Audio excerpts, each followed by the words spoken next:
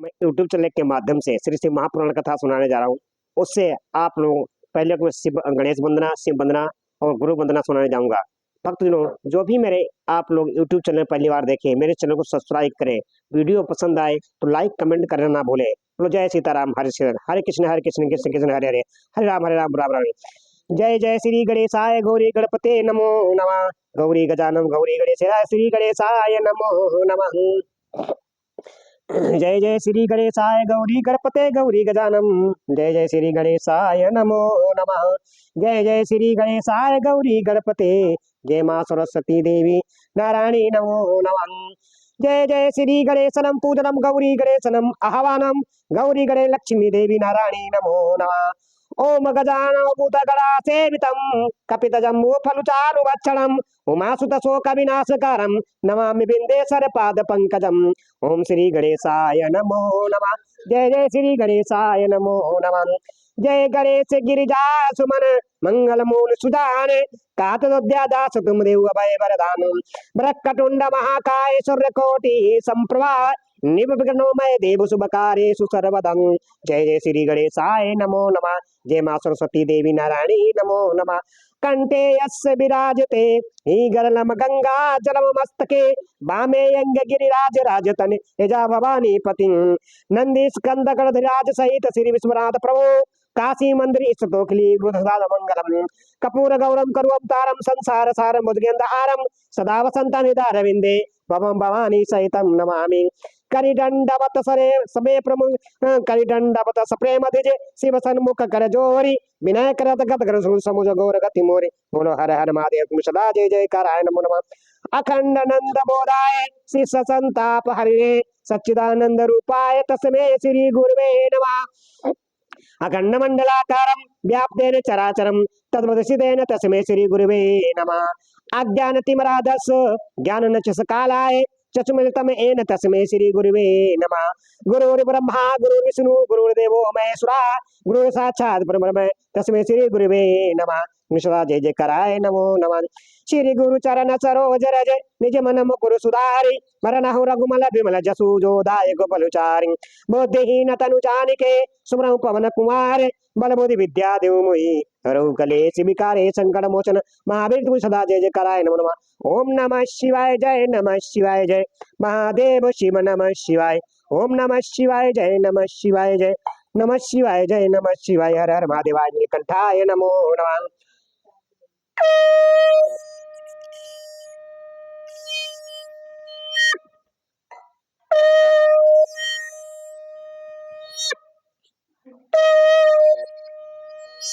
हर हर महादेव शिव शंभो हरे हर महादेव शिव शंभो हरे हर महादेव शिव शंभो हरे हर महादेव शिव शंभो हरे हर महादेव शिव शंभो हरे हर महादेव शिव शंभो हरे हर महादेव शिव शंभो हरे हर महादेव शिव शंभो हरे हर महादेव शिव शंभो हरे हर महादेव शिव शंभो हरे हर महादेव शिव शंभो।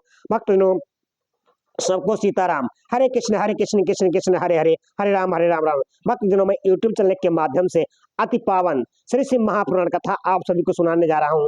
जो भी श्री शिव पुराण के अंदर लिखा हुआ वही मैं आप सभी को पढ़ के सुना रहा हूँ। जो भी इनको इस कथा को सुनता है, श्री शिव महापुराण कथा पावन ग्रंथ सुनता है, उसके समस्त कलयुग के पाप नष्ट हो जाते हैं, घर में सुख शांति समृद्धि में बनी रहती है। माता गौरा पार्वती आप सब पर सदा कृपा बनाए रखेंगे। बोलो हर हर महादेव, तू सदा जय जगह।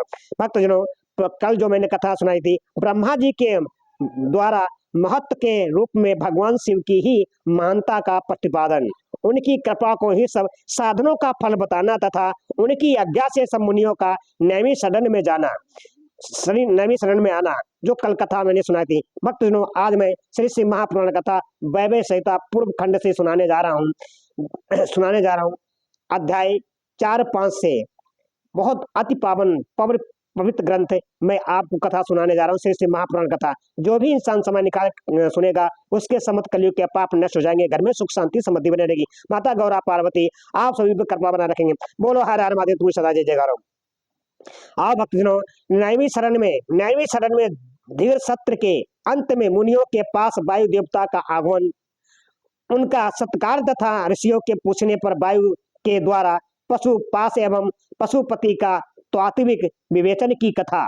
जो भी इस कथा को समय निकाल कर सुनेगा उसके समस्त कलयुग के पाप नष्ट हो जाएंगे, घर में सुख शांति समृद्धि बनी रहेगी। भक्तजनों, सभी दुखों का निवारण श्री शिव महापुराण कथा है, इसको समय निकाल कर जरूर सुने, पूरा सुने, तभी आप लोगों को कथा सही से समझ में आएगी।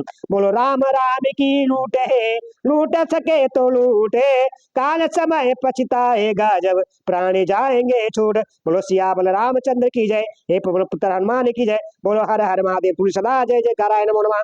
भक्तजनों, हमारा जीवन बड़ी कठिन बड़ी दुर्बलता से मिलता है, इसको व्यर्थ मत गवाओ, अपने कर्म के साथ भगवान शिव हरि का भजन करो। बोलो हर हर महादेव, सदा जय जयकाराय। सूति जी कहते हैं कि मुनीश्वरों, उस समय उत्तम व्रत का पालन करने वाले उन महाभाग ऋषियों ने उस देश में महादेव जी की आराधना करते हुए एक महान यज्ञ का आयोजन किया।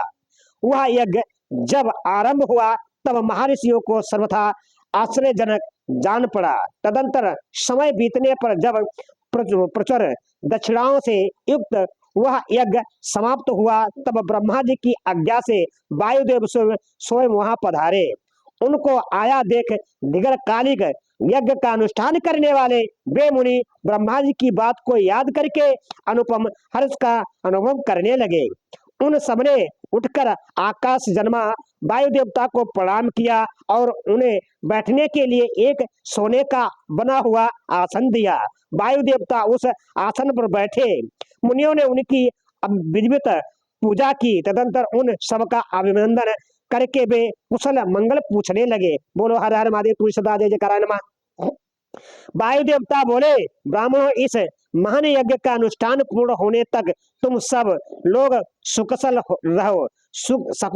रहो ना। यज्ञ हंता देवद्रोही दत्तों ने तुम्हें बाधा तो नहीं पहुंचाई, तुम्हें कोई प्रायश्चित तो नहीं करना पड़ा, तुम्हारे यज्ञ में कोई दोष तो नहीं आया। क्या तुम लोगों ने स्तोत्र और शास्त्रों द्वारा सात ग्रहों द्वारा देवताओं का तथा कर्मों का द्वारा पितरों का भली भांति पूजन करके यज्ञ विधि का अनुष्ठान भली भांति संपन्न किया। इस महायज्ञ की समाप्ति हो जाने पर अब आप लोग क्या करना चाहते हैं? मुनियों ने कहा कि प्रभु, हमारे कल्याण की वृद्धि के लिए जब आप स्वयं यहाँ आ गए हैं तब अब हमारा सब प्रकार से कुशल मंगल ही है तथा हमारी तपस्या भी उत्तम होगी। अब पहले का वृत्तांत सुनिए। हमारा हृदय अज्ञान अंधकार से अंक्रांत हो गया था, तो हमने विज्ञान की प्राप्ति के लिए पूर्व काल में प्रजापति की उपासना की। शरणागत वत्सल प्रजापति ने हम शरणागतों को पर कृपा करके इस प्रकार कहा, ब्राह्मणों, रुद्रदेव सबसे श्रेष्ठ हैं। वे ही परम कारण हैं, उन्हें तर्क से नहीं जाना जा सकता। भक्तिमान पुरुष ही उनके स्वरूप को ठीक देखता और समझता है। भक्ति भी उनकी कृपा से ही मिलती है और उस कृपा से ही परमानंद की प्राप्ति होती है। अतः उनके कृपा प्रसाद को प्राप्त करने के लिए तुम लोग नियमित शरण में यज्ञ का आयोजन करो। दीर्घ काल तक चलने वाले उस यज्ञ के द्वारा परम कारण रुद्रदेव की आराधना करो। यज्ञ के अंत में उन रुद्रदेव की कृपा प्रसाद से वायु देवता वहां पधारेंगे। उनके मुख से वहां तुम लोग ज्ञान लाभ होगा और उससे कल्याण की प्राप्ति होगी। महाभाग, ऐसा आदेश देकर परमेष्ठी ने हम सबको यहाँ भेजा। हम इस देश में आपके आगमन की प्रतीक्षा करते हुए 7 दिव्य वर्षों तक दीर्घकालिक यज्ञ के अनुष्ठान में लगे रहे। अतः इस समय आपके आगमन के सिवा हमारे लिए दूसरा कोई प्रार्थनीय वस्तु नहीं है। दीर्घ काल से यज्ञ अनुष्ठान में लगे हुए उन महर्षियों का यह पुरातन वृत्तांत सुनकर वायु देवता मन ही मन प्रसन्न हो मुनियों से घिरे हुए वहां बैठे रहे।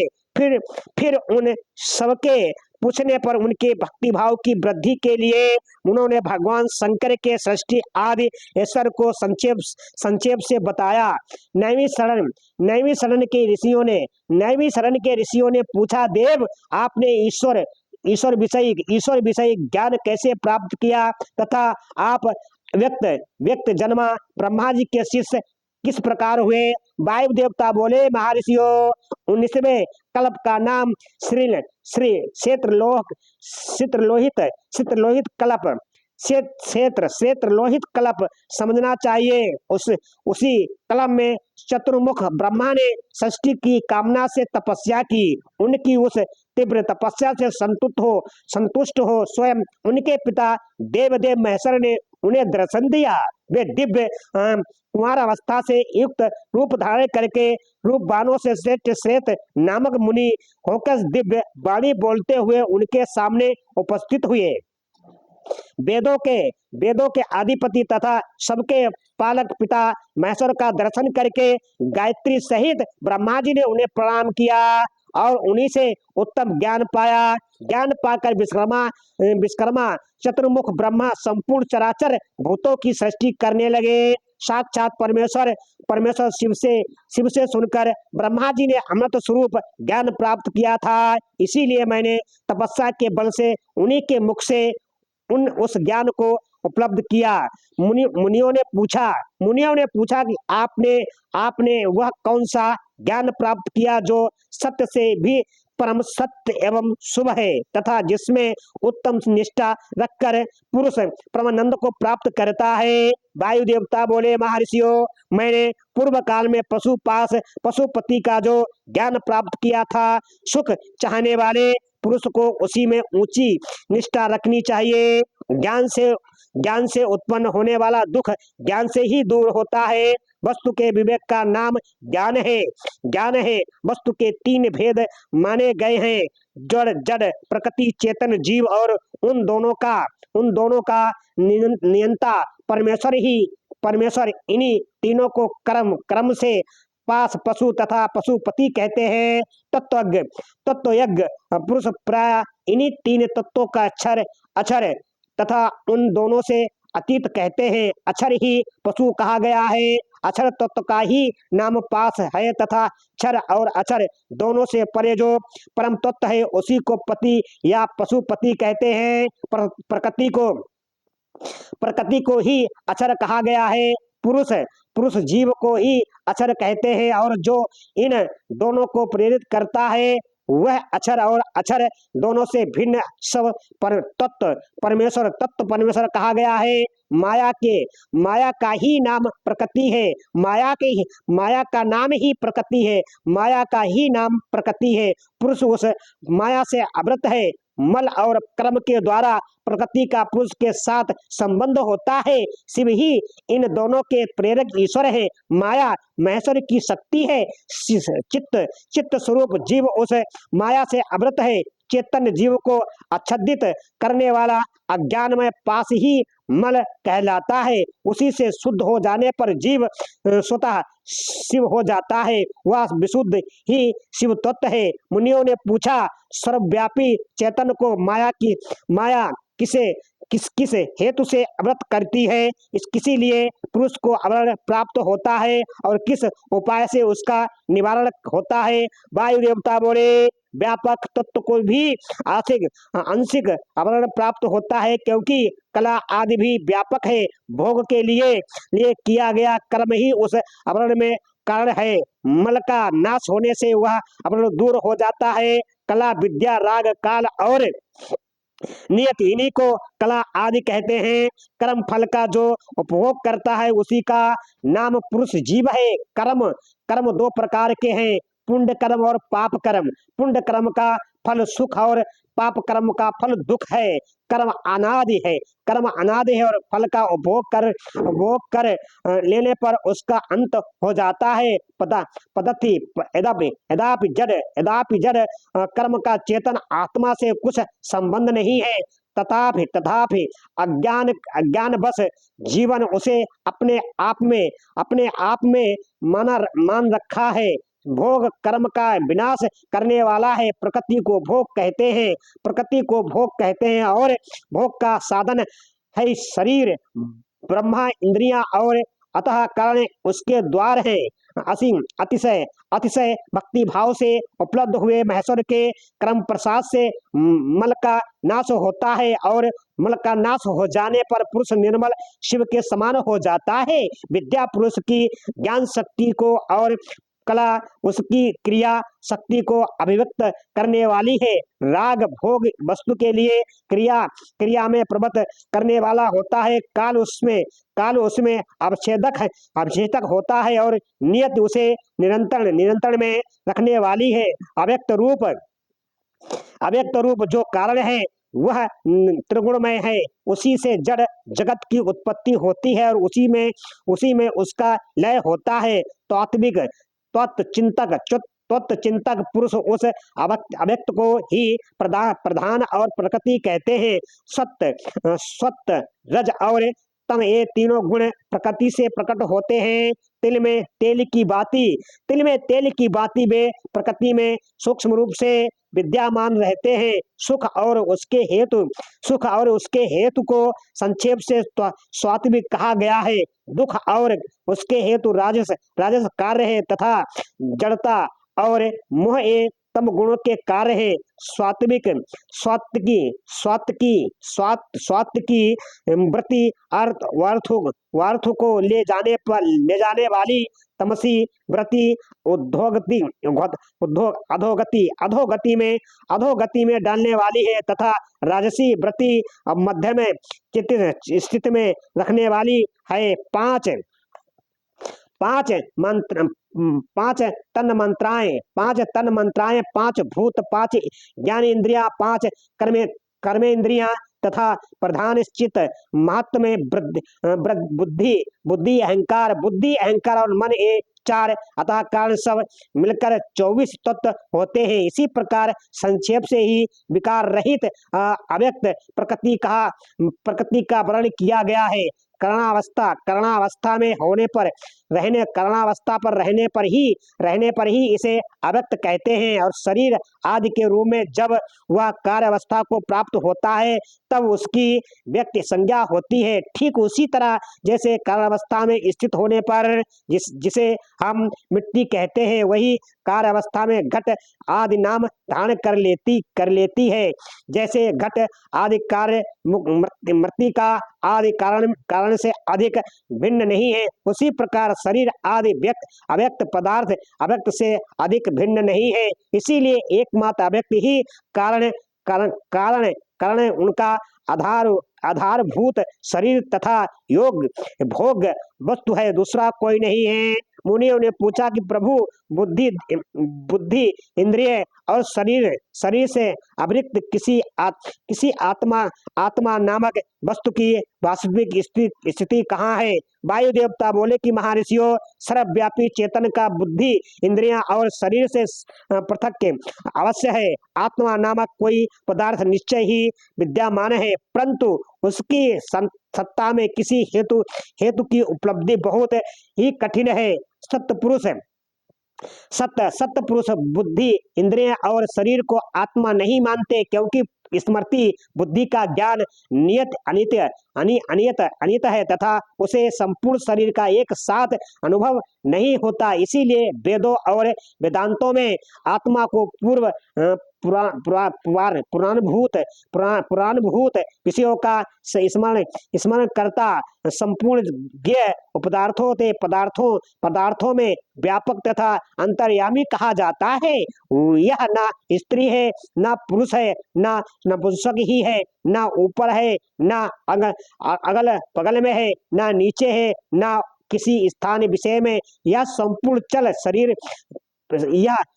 चल शरीर में अविचल निरंकार एवं अविनाशी रूप से स्थित है। ज्ञानी पुरुष निरंतर विचार करने से उस आत्म तत्व का संस्कार कर पाते हैं। पुरुष जो वह शरीर कहा गया है, पुरुष का पुरुष का जो वह शरीर कहा गया है, इससे बढ़कर अशुद्ध, पराधीन, दुखमय और स्थिर दूसरा कोई वस्तु नहीं है। शरीर ही सब विपत्तियों का मूल कारण है। उससे युक्त हुआ पुरुष अपने कर्म के अनुसार सुखी, दुखी और मूढ़ होता है। जैसे पानी से सींचा हुआ खेत अंकुर उत्पन्न करता है, उसी प्रकार अज्ञान से अम्लित हुआ क्रम नूतन शरीर को जन्म देता है। यह शरीर अत्यंत दुखों के अलय माने जाते हैं और उनकी मृत्यु अनिवार्य होती है। भूतकाल में कितने ही शरीर नष्ट हो गए और भविष्य काल में शास्त्रों शरीर वे सब आकर जब जीर्ण शीर्ण हो जाते हैं, तब पुरुष उन्हें छोड़ देता है। कोई भी जीव आत्मा किसी भी शरीर में अनंत काल तक रहने का अवसर नहीं पाता। या स्त्रियों पुत्रों या बंधनों से जो मिलना होता है, वह पथिक को मार्ग से मिले हुए दूसरे पथिक को समागम के ही समान है। जैसे महासागर में एक काष्ठ होने से एक काष्ठ कहीं से और दूसरा काष्ठ कहीं से बहता आता है। वे दोनों काष्ठ कहीं थोड़ी देर के लिए मिल जाते हैं और मिलकर फिर बिछुड़ जाते हैं। उसी प्रकार प्राणियों का यह सगावम भी संयोग वियोग से युक्त है। ब्रह्मा जी से लेकर स्थावर प्राणियों तक सभी जीव पशु कहे गए हैं। उन सभी पशुओं के लिए ही यह या दर्शन शास्त्र कहा गया है। यह जीव पासों में बंधा हुआ और सुख दुख भोगता है, इसीलिए पशु कहलाता है। यह ईश्वर की लीला साधन भूत है, ऐसा ज्ञानी महात्मा कहते हैं। बोलो हर हर मध्य तुलसी सदा जय जयकार। भक्तजनों, जब सीताराम मैंने यूट्यूब चैनल के माध्यम से आप सभी को श्री महापुराण कथा सुनाई है। बहुत अच्छी नेमी है। वायु देवता ने सारी कर्म क्रिया बताई है। जीवन शरीर नष्ट हो जाने के बाद क्या मिलता है, क्या नहीं मिलता है। मिश्रा जी सीताराम। हरे कृष्ण कृष्ण कृष्ण हरे हरे, हरे राम राम राम हरे हरे। भक्तजनों, जो भी यूट्यूब चैनल के माध्यम से मेरी से महापुराण कथा सुनेगा, समय निकाल के उसके समस्त कलयुग के पाप नष्ट हो जाएंगे। घर में सुख शांति समृद्धि बनेगी। माता गौरा पार्वती आप सब पर कृपा बना रखे। राम राम की लूट है, लूट सके तो लूटे, काले समय पछताएगा जब प्राण जाएंगे छूट। बोलो सिया बलरामचंद्र की जय। हे पवन पुत्र हनुमान की जय। बोलो हर हर महादेव तुलसी सदा जय जय कराय नमो नमः। ओम नमः शिवाय जय, नमः शिवाय जय, महादेव शिव नमः शिवाय। ओम नमः शिवाय जय, नमः शिवाय जय, महादेव शिव नमः शिवाय।